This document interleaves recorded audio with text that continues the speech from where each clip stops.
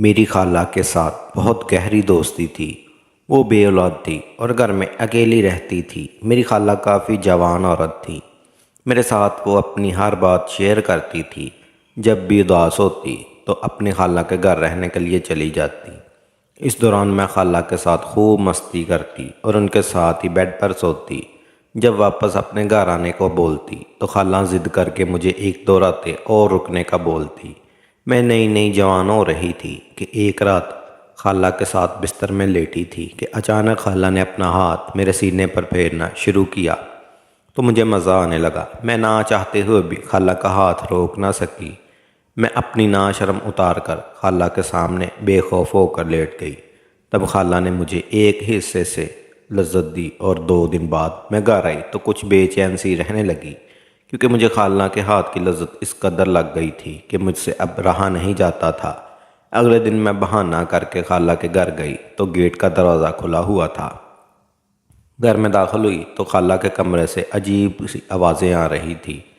میں بلا جھجک کمرے میں داخل ہوئی تو خالہ کسی 16 سالہ لڑکے کے ساتھ بیڈ پر بےہودہ لباس پہن کر لیٹی ہوئی تھی۔ مجھے دیکھتے ہی خالہ گھبرانے کے بجائے مسکرا کر بولی، آؤ آج میں تمہارا انتظار کر رہی تھی، اس لڑکے سے ملو، یہ میرا منہ بولا بیٹا ہے، آج سے یہ میرے گھر رہے گا۔ خالہ کی بات سن کر میں حیران اور پریشان ہو گئی، لیکن کوئی بات نہیں کہی۔ میرا ارادہ تھا خالہ کے گھر ایک رات رکنے کا، لیکن میں تھوڑی دیر بیٹھ کر جب جانے لگی تو خالہ نے میرے آگے ہاتھ جوڑ دیے کہ آج رات یہیں رک جاؤ، مجھے تم سے ایک ضروری کام ہے۔ خالہ کے بار بار اصرار پر میں نے ایک رات رکنے کا ارادہ کر لیا۔ رات ہوئی تو خالہ نے کہا، ہم تینوں ایک ہی بستر میں سوئیں گے۔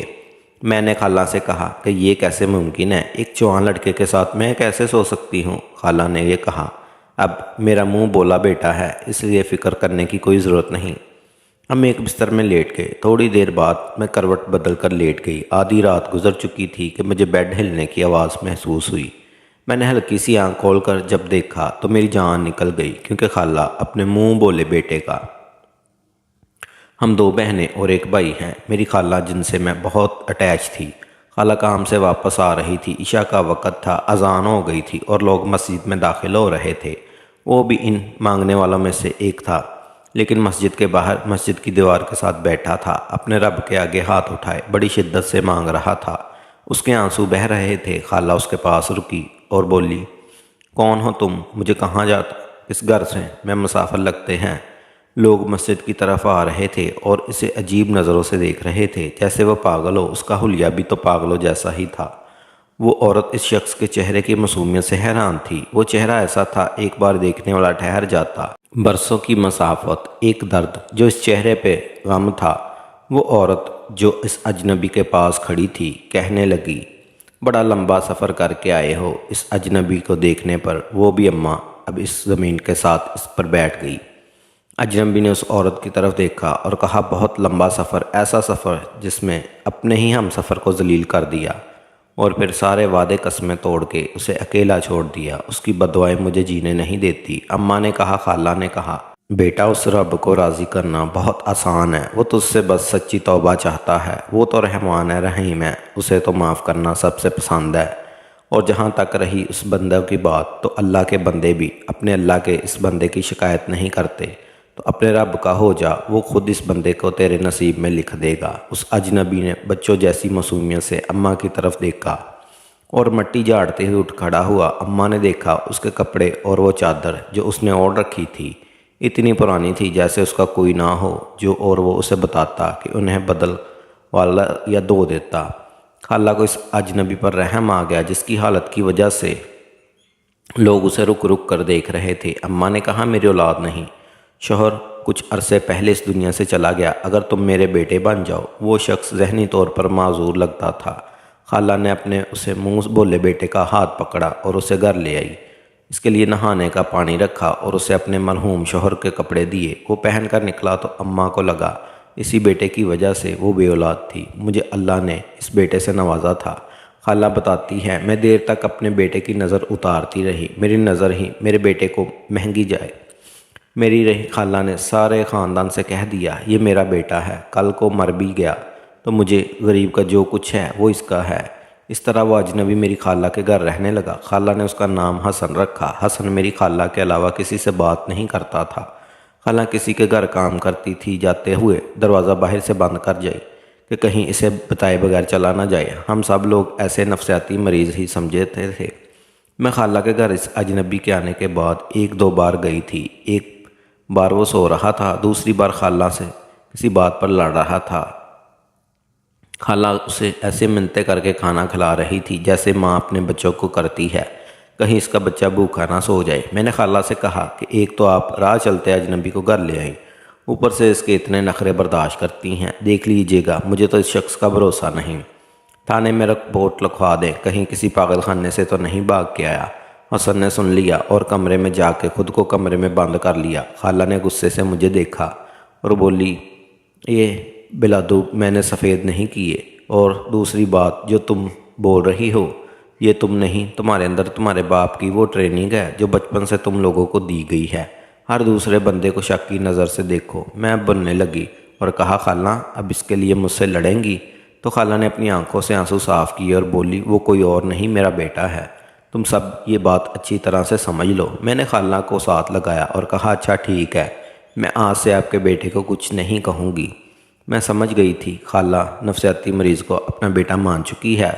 دادی اکثر کہتی تھی، جو اللہ دے اس پر شکر کر لو اور جو نہ دے اس پر صبر کر لو، زندگی سے شکایتیں ختم ہو جائیں گی۔ مجھے اپنی دادی کی یہی باتیں بہت اچھی لگتی تھی، وہ مجھے ہمیشہ ایسے ہی سمجھاتی تھی۔ میری بہن میری اور دادی کی محبت سے جیلس رہتی تھی۔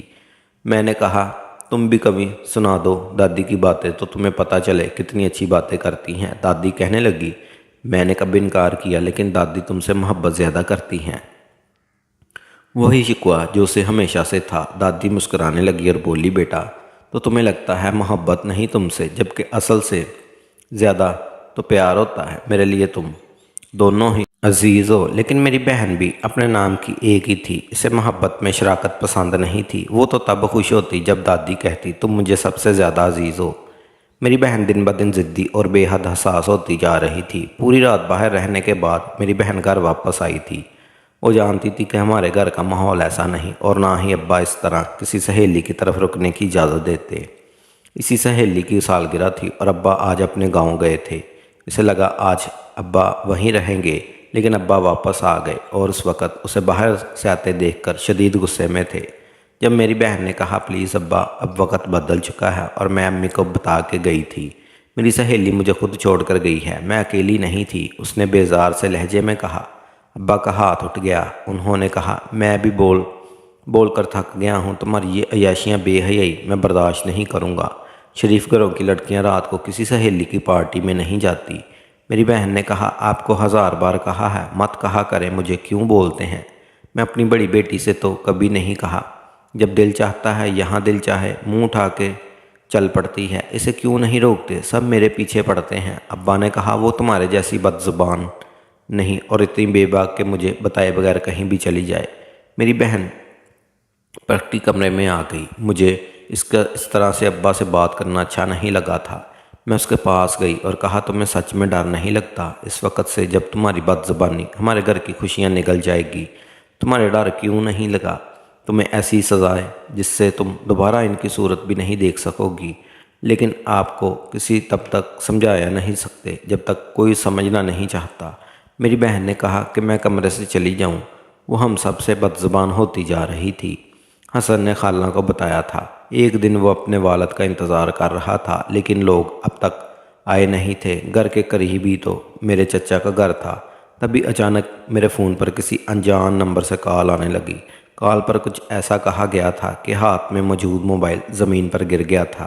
مجھے لگا میں بھی زندہ کیوں ہوں۔ کچھ ہی دیر بعد میرے گھر میں میرے ماں باپ کے جنازے رکھے ہوئے تھے۔ لوگوں نے بتایا تھا کہ کسی تیز رفتار گاڑی نے دونوں کو کچل دیا۔ میری زندگی اجڑ گئی تھی۔ کب جنازے کا وقت ہوا مجھے کچھ پتہ نہیں چلا۔ آنکھ تو تب کھلی جب چچا نے کہا، بیٹا جنازہ اٹھانا ہے۔ چچا نے آ کر مجھے کندھوں سے تھام کر کھڑا کیا۔ میری ٹانگیں اپنا بوجھ نہیں برداشت کر رہی تھی۔ کچھ لوگ آگے بڑھے جنازہ اٹھانے میں۔ میں نے کہا، نہیں، جانے دو، اپنے والدین کو یا پھر مجھے بھی ساتھ ہی دفنا دو۔ چچا نے کہا، بیٹا جس کی امانت تھی اپنے واپس اس نے لے لی، صبر کرو۔ اور حسن کہا، اماں تم بتاؤ، صبر کہنے سے آ جاتا ہے؟ اپنا چھوڑ جائیں تو صبر آ جاتا ہے۔ وہ خالہ کو بتاتے ہوئے بری طرح سے رو رہی تھی۔ لوگ جنازہ اٹھا چکے تھے۔ میں کہہ رہی تھی نہیں لے کر جاؤں، میں مر جاؤں گی۔ میں پاگلوں کی طرح میرے چچا کے بیٹے مجھے سنبھال رہے تھے۔ کچھ لوگ کہہ رہے تھے مرد ہو کے عورتوں کی طرح روتا ہے۔ مجھے بتاؤ اماں، کیا مرد کو اپنے رشتوں سے محبت نہیں ہوتی؟ کیا اس کا کلیجہ اپنوں کے جانے سے چھلنی نہیں ہو سکتا؟ اب خالہ بھی اس اجنبی کے ساتھ اور رو رہی تھی۔ ماں باپ وہی واحد سہارا تھے۔ حسن سے وہ چھن گئے۔ اس کے چچا جو پہلے ہی اس کے گھر پہ نظر رکھے ہوئے تھے، اس کے گھر میں یہ کہہ کر شفٹ ہو گئے کہ اتنا بڑا گھر ایک گھبرا جاؤ گے، اس لیے کچھ دن تمہارے خاطر یہاں آ گئے۔ اس کے چچا کے بیٹے اسے اپنے ساتھ عجیب جگہوں پر لے جاتے۔ وہ کسی لڑکی کا مکان تھا، یہاں وہ حسن کو اپنے ساتھ لے آئے تھے۔ حسن اور اس کے کزن 1 گھنٹے تک اس لڑکی کو ناچاتے ہوئے دیکھتے رہے۔ ساتھ ساتھ اس کے کزن شراب بھی پی رہے تھے۔ حسن حیران تھا، اس کے چچا تو خاندان میں اپنے دونوں بیٹوں کے تعریفیں کرتے نہیں تھکتے تھے۔ حسن نے کہا اب انہیں چلنا چاہیے، لیکن اس کے کزن نے اپنے دوسرے بھائی سے کہا تیری والی کہاں ہے؟ اسے تو بلا، اپنے اس نکھٹو کزن کو دکھا۔ کیا یہاں وہ ہر وقت سوگ اور درد چار کرنے میں لگا رہتا ہے؟ حسن نے بتا پار ایک سٹور چلاتا تھا جو اس نے اور اس کے باپ نے بڑی محنت سے بنایا تھا۔ مجھے اس وقت نہیں پتا تھا یہ لوگ مجھ سے کچھ چھین لیں گے۔ ان لوگوں نے مجھے شراب پلا دی اور شراب میں کوئی ایسی چیز ملا دی تھی، میں بے ہوش ہو گیا۔ اگلے دن آنکھ کھلی تو جیل میں تھا۔ میں 5 دن جیل میں رہا، مجھے کوئی ملنے نہیں آیا۔ ایک دن جب میرے دوست کی کال کروائی تو اس نے آ کر ضمانت دی اور مجھے رہا کروایا۔ واپس گھر آیا تو پتہ چلا گھر من میرا رہا اور نہ ہی میرا سٹور۔ وہ لوگ نشے کی حالت میں مجھ سے سائن کروا کر سب کچھ اپنے نام کروا چکے تھے۔ میرے کزن نے مجھے دھکے مار کے وہاں سے نکال دیا۔ میں انہیں مارنا شروع کیا تو میرے چچا نے کہا کہ اچھا ہوا سب کچھ میرے بیٹوں نے سنبھال لیا، تم جاؤ یہاں سے، پولیس تمہیں لے گی۔ میں اور میری بہن بازار گئی تھی۔ جب اس نے کہا بسمہ اس لڑکی کو دیکھو ذرا، کیا لباس پہنا ہوا ہے، کیسی ماڈرن اور خوبصورت لڑکی ہے۔ میں نے کہا تمہیں کب سے ماڈرن اور فیشنیبل لڑکیاں پسند آنے لگی؟ یہ بہت بولڈ اور آزاد ہوتی ہیں۔ میری بہن کو میری بات بری لگی۔ اس نے غصے سے مجھے دیکھا اور کہا بہت غلط بات ہے، کسی کا ظاہر دیکھ کر اس کے باطن کا اندازہ نہیں لگانا چاہیے، اور پھر بولڈ یا آزاد خیال ہونا تمہیں برا کیوں لگ رہا ہے؟ میں نے کہا مجھے وہ لڑکی کہیں سے بھی مسلمان نہیں لگ رہی۔ اس دن میں سمجھ گئی تھی میری بہن پہ اس کی ماڈرن سہیلیوں کا صحبت کا اثر ہونے لگا تھا۔ میں نہیں چاہتی تھی حسن کی طرح میری بہن بھی سب کچھ کما دے۔ حسین تو اپنا کاروبار اور گھر کھو چکا تھا، لیکن ایک لڑکی کے پاس تو اس کا سب کچھ اس کی عزت ہی ہوتی ہے۔ میری بہن اپنی سہیلیوں کے ساتھ رہ کر بہت آزاد خیال ہوتی جا رہی تھی۔ اس کے نزدیک لڑکوں کے ساتھ ڈرائیو پر جانا کوئی بری بات نہیں تھی۔ میں نے اور میری اماں نے اسے بتلائے بغیر اس کے لیے رشتہ ڈھونڈنا شروع کر دیا۔ میری ایک سہیلی کا بیٹا جو پہلے سے میری بہن کو پسند کرتا تھا، اس کے رشتے ریا قبول کر لیا اور دادی بھی راضی تھی۔ میں جانتی تھی اگر میری بہن کو پتہ چل گیا تو اس بات کو ابھی شو بنا لے گی، اس لیے ہم لوگوں نے اس لڑکے سے کہا کہ وہ خود ہی میری بہن کو اس رشتے کے لیے راضی کرے۔ ہمیں اعتراض نہیں۔ خالہ جن لوگوں کے گھر کام کرتی تھی وہ لوگ خالہ کو ایک ماہ کے لیے اپنے شہر والے گھر بھیج رہے تھے۔ وہاں پر ان لوگوں کے کچھ مہمان امریکہ سے آ رہے تھے اور خالہ کھانا پکاتی تھی، اس لیے خالہ کو جانے کا کہا تھا، اور خالہ اپنے بیٹے کی وجہ سے پریشان تھی اور وہ امی کے پاس آئی اور کہا کچھ دن حسن کو یہاں رکھ لے۔ میری امی نے کہا میں تو نہیں رکھ سکتی، آپ کا تو میرے گھر میں وہ بھی جوان بیٹیاں ہیں، اور پھر بسمہ کے ابا بھی اجازت نہیں دیں گے۔ دادی بھی نہیں مان رہی تھی۔ خالہ کو ڈر تھا کہیں حسن چلا نہ جائے۔ سب کی باتیں سن کر خالہ نے اپنی آنکھوں سے آنسو صاف کیے اور کہا اپنے شوہر کے مرنے کے بعد میں اکیلی تھی، لیکن تم لوگوں کو بھی کچھ نہیں کہا۔ اب اگر اللہ نے مجھے بیٹا دیا ہے تو تم لوگ اسے بھی میرا نہیں سمجھتے۔ اگر میرے جانے کے بعد کہیں گیا تو میں تم لوگوں کو معاف نہیں کروں گی۔ امی نے دادی کو دیکھا اور ان کا چہرہ دیکھ کر میں سمجھ گئی تھی کہ وہ کیوں حامی نہیں بھر رہی۔ ابا کی وجہ سے سب ہی مجبور تھے۔ خالہ مایوس ہو کے جانے لگی جب دادی نے کہا ٹھیک ہے تم اپنے بیٹے کو میرے پاس چھوڑ جاؤ، گھر کی پچھلی طرف کا کمرہ اس کو دے دیتے ہیں۔ دادی کی بات سن کر خالہ خوش ہو گئی اور خوشی سے دادی کے ہاتھ چوم لیے اور کہا یہ ان کا احسان ہے۔ خالہ چلی گئی تھی اور میں سوچ رہی تھی کہ کوئی کسی اجنبی سے اتنی محبت اور فکر کیسے کر سکتا ہے۔ سگی ماں سے بڑھ کر تھا ان کے لیے یہ حسن۔ اب وہ اکثر کہتی میرا اکلوتا بیٹا ہے حسن، اور میں ہنستی کہ کچھ عرصہ ہے تب تو میں بھی آپ کی بیٹی تھی، لیکن خالہ کے لیے سب کچھ ان کا بیٹا تھا جو پتہ نہیں کیا سوچتا رہتا تھا۔ خالہ ایک ماں کے لیے چلی گئی تھی اور حسن ہمارے گھر آ گیا۔ دادی نے اسے گھر کی پچھلی طرف کا کمرہ دے دیا اور خود بھی اس کے ساتھ زیادہ وقت گزارتی، لیکن دادی بھی دوسرے دن ہی اکتا گئی۔ میں پاگلیوں کی طرح بولتی رہتی ہوں اور وہ آنکھیں بند کیے کیسے پڑا رہتا ہے۔ جو آپ بھی نہیں دیتا۔ آج صبح کچھ بولنے لگا تو سوچا شکر ہے کچھ تو بولا۔ کہنے لگا ماں کو بلاؤ۔ میں نے کہا وہ تو ہم جوان لڑکے ہو، بچے نہیں ہو، آ جائے گی تیری ماں۔ تم کوئی کام کیوں نہیں کرتے؟ گھر سے نکلو کچھ کماؤ۔ تو پھر ویسے ہی لیٹ گیا چادر تان کر۔ میں نے کہا دادی اس کی ذہنی حالت ٹھیک نہیں، خالہ اس لیے تو اسے اکیلا نہیں چھوڑتی اور آپ اسے کمانے کے طریقے بتانے لگی ہیں۔ وہ بچوں جیسی حرکتیں کرتا ہے، کچھ باتیں بھول جاتا ہے، اس کا علاج چل رہا ہے اور خالہ ساری میڈیسن دے کے گئی ہیں جو اسے دینی ہے۔ میں اسے دوائی دینے گئی، چادر تانے لیٹا تھا۔ میں نے کہا حسن اٹھو، تمہاری امی نے دوائی بھیجی ہے، کھا لو۔ جب اسے یہ کہتے وہ چپ چاپ کھا لیتا۔ میں نے دیکھا وہ مجھ سے بات نہیں کر رہا تھا، لیکن جب میں جاتی نظریں جھکی رہتی۔ ڈاکٹر نے کہا تھا بہت جلد وہ ٹھیک ہو جائے گا۔ میں اب کچھ دیر اس کے پاس بیٹھی رہتی، اسے خبریں سناتی، ایسی ہی کچھ ادھر ادھر کی باتیں کرتی۔ ایک دن میں نے جب اسے کہا جب وہ بول سکتا تھا تو جواب کیوں نہیں دیتا، خاموشی نے کیوں رہتا ہے، اس نے میری طرف دیکھا اور اس دن پہلی بار مجھے لگا تھا بسمہ ان آنکھوں سے زیادہ اس دنیا میں کچھ نہیں۔ میں خود سے ڈرنے لگی تھی۔ میں نے وہاں جانا چھوڑ دیا۔ واقعی خالہ ٹھیک کرتی تھی، اس شخص کی نظر اتارتی تھی۔ وہ پھر مجھے لگا تھا حسن کو میری نظر لگ گئی تھی، اسے بہت بخار ہو گیا تھا۔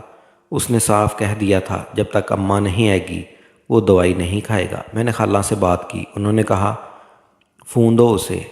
خالہ نے پتہ نہیں کیا کہا، اس نے دوائی بھی کھائی اور مجھ سے بھی کچھ باتیں کی۔ دوستو اگر آپ کو ہماری آج کی ویڈیو اچھی لگی ہو تو ویڈیو کو لائک کر دیں اور دوستوں کے ساتھ شیئر کریں۔ اگر آپ نے ہمارے چینل کو سبسکرائب نہیں کیا تو ہمارے چینل کو سبسکرائب کر لیں۔